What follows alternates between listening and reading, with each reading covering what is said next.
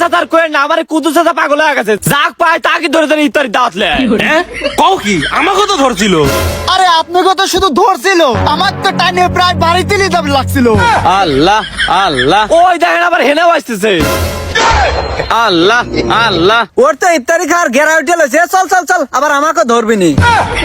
আরে বাবা চলে যাও কে, আমি ইফতারি দাওয়াত লেবো না, দাঁড়াও। হ্যাঁ তোমার মতো শেষরা এই এলাকায় আর একটাও নাই, থাকো চলে গেলে। আরে বাবা দাঁত চাবলা না, আসো কটা ইসলামিক কথা কই।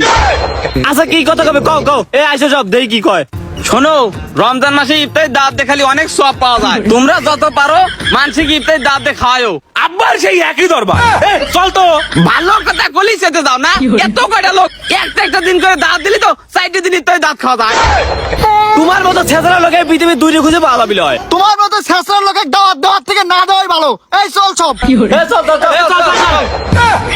তো মাথা খাই দিল রে, তোরা যদি ইফতারি দাঁত না দিস তাহলে তোকে একটা রোজা কবুল হইলে যা। এ ধর তো, ওর এত বড় সাহস আমার এই কথা কয়।